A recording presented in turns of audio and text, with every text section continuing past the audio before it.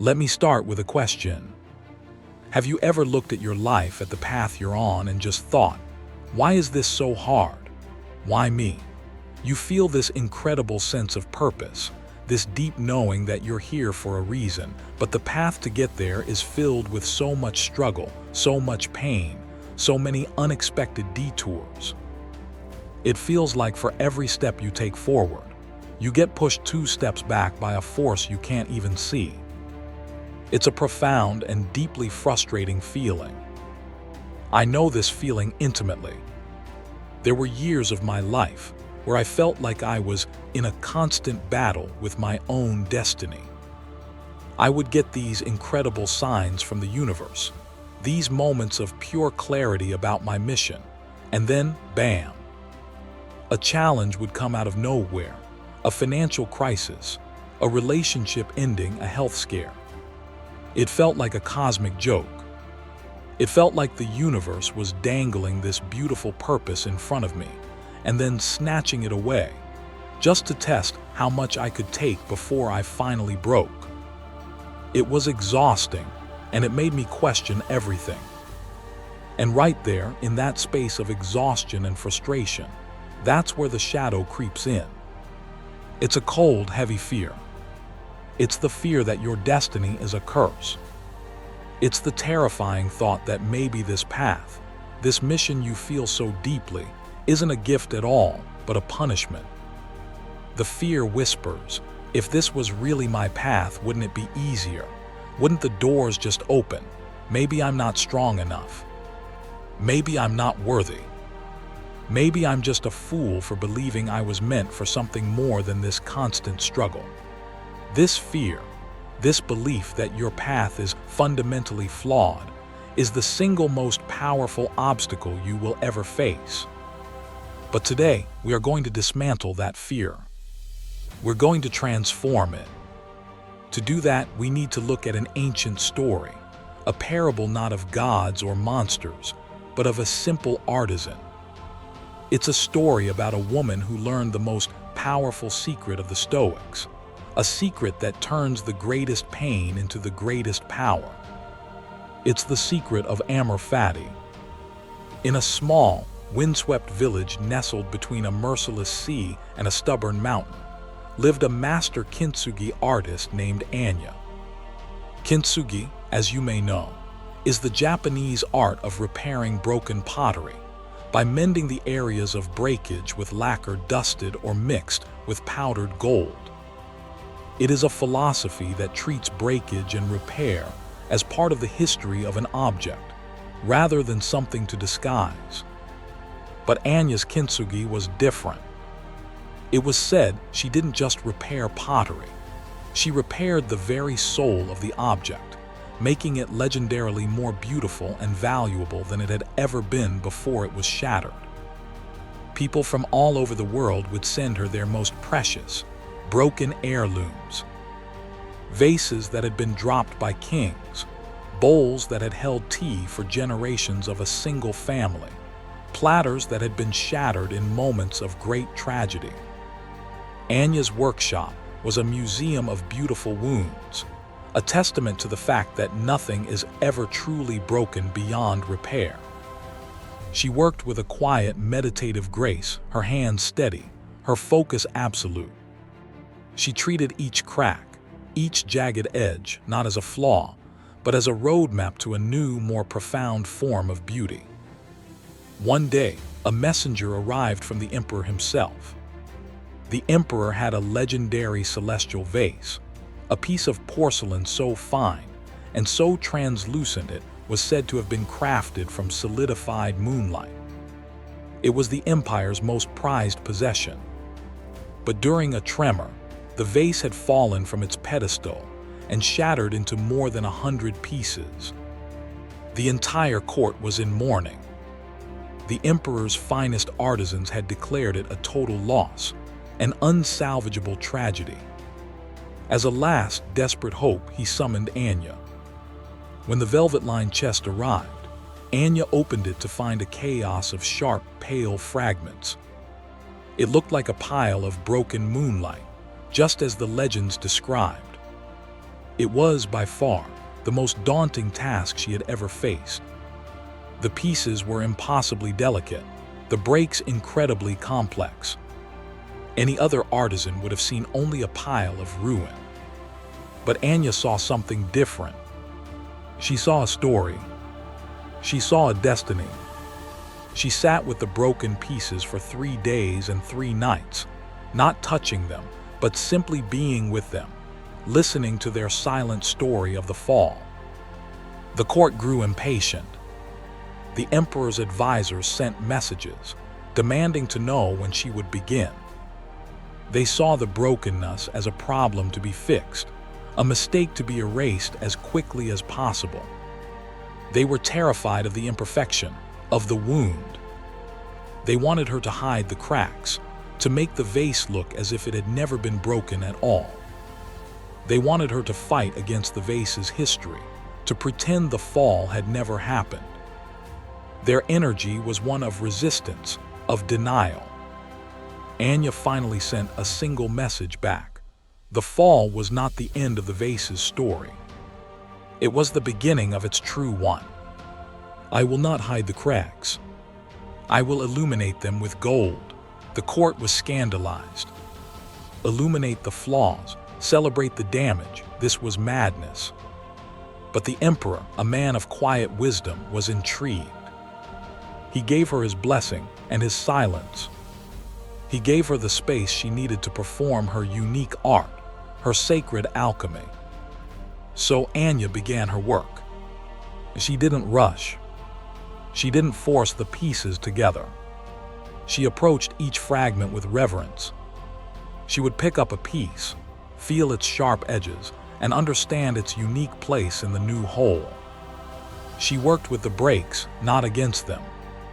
She saw that the tremor, the fall, the shattering, it had created a new pattern, a new destiny for the vase that was infinitely more complex and interesting than its original, flawless form. The shattering was not a random accident. It was an act of cosmic creativity. She spent months in her workshop. The work was painstaking. Sometimes a piece wouldn't fit, and she would have to re-break another piece to create a new, more perfect union. She had to surrender her own idea of how the vase should look, and instead listen to how the pieces themselves wanted to come together. She was no longer just an artist. She was a collaborator with fate. She was a partner with the event that everyone else had called a tragedy. She was loving the destiny of the vase. Finally, the day came when the work was complete. Anya brought the vase back to the emperor's court. A hush fell over the great hall as she unveiled it. It was breathtaking. The vase was whole again, but it was transformed. It was no longer a simple, pale moon. It was now a celestial sphere, crisscrossed with a stunning network of shimmering gold rivers. The light caught the golden seams, making the vase look alive, as if it had a golden circulatory system, a vibrant soul. It was immeasurably more beautiful, more powerful, and more profound than it had ever been in its original, unbroken state. The emperor walked towards the vase, his eyes filled with tears. He traced one of the golden lines with his finger. "You did not just repair it," he whispered, his voice filled with awe. "You have revealed its true story. The fall was its destiny. The cracks are its wisdom. The gold is its soul." He looked at Anya and asked, "What is the secret to your art? How do you turn such a tragedy into something so magnificent?" Anya bowed her head and gave a simple, yet infinitely profound answer. "I do not fight what is," she said. "When a piece breaks, I know that this is its new path. I do not mourn the old form, for that would be to argue with the universe. Instead, I love the new form that is waiting to be born from the pieces. The secret is not in the gold, Your Majesty. The secret is in loving the fate of the object in my hands. The crack is the path. You, chosen one, are the celestial vase. And your life, with all of its unexpected falls, its shattering moments, its painful breaks, that is your sacred kintsugi. We live in a society that, like the emperor's court, is terrified of brokenness. We are taught to hide our scars, to mourn our failures, to pretend the falls never happened. We are taught to resist our own life story. We look at the pieces of our lives, the failed relationship, the lost job, the chronic illness, the period of deep depression, and we see them as tragedies. We see them as proof that we are flawed, that our destiny is broken. But the parable of Anya teaches us a radical, revolutionary truth. Those breaks are not mistakes. They are not punishments. They are the cracks where the gold is meant to flow. The Stoic secret of Amor Fati, which is Latin for love of faith, is the conscious and deliberate choice to say yes to your life, exactly as it is. It is to look at the shattering moments and, like Anya, say, "This was not the end of my story. This was the beginning of my true one." The pain, the struggle, the hardship you have endured as a chosen one, that is not a sign that you are on the wrong path. It is the very thing that is shaping you for your mission. The universe didn't break you by accident. It broke you open. It shattered the old, flawless, but limited version of yourself so that a new, more resilient, more compassionate, and infinitely more beautiful version could be born. Your scars are not signs of damage. They are the etchings of your wisdom. Your pain is the crucible in which your power is forged. Amor Fati is not a passive acceptance. It is not resignation. It is an active, joyful, and creative collaboration with your own destiny. It is the understanding that every single event, especially the painful ones, is a necessary ingredient in the masterpiece of your life. The person who betrayed you taught you the true meaning of loyalty. The failure that humbled you taught you resilience. The loneliness that haunted you taught you how to find a home within yourself. These were not obstacles on your path. They were the path. So here is your alchemical step. This is how you begin to practice the sacred art of Amor Fati in your own life. I want you to take out a piece of paper or open a journal. I want you to think of one significant break in your life. One event that you have always labeled as a tragedy, a failure, or a source of deep pain. It could be a breakup, a career setback, a period of loss. I want you to write it at the top of the page. Now underneath it, I want you to draw a line down the middle. On the left side, I want you to write down all the pain it caused. Be honest. The grief, the anger, the shame, the loneliness. Acknowledge the wound. But then, on the right side, I want you to perform the alchemy. I want you to list every single piece of gold that came from that break. What did you learn? How did you become stronger? What new perspective did you gain? What toxic patterns did it force you to confront? Who did you become because of that break? Maybe the painful breakup was the crack that finally taught you what self-love truly means. Maybe losing that perfect job was the crack that forced you to discover your true calling. Maybe the period of illness was the crack that taught you to cherish your own life force. Find the gold. No matter how small, find the shimmering veins of wisdom and strength that were born directly from that pain. This exercise is your kintsugi. It is how you stop fighting your own story and start illuminating it. And now, let us make our vow. Let's make this the new operating principle for our souls. Take a deep breath, place a hand over your heart, and feel this truth. I am the artist of my own soul. I accept my story, every single piece of it. My breaks are not my flaws, they are my breakthroughs.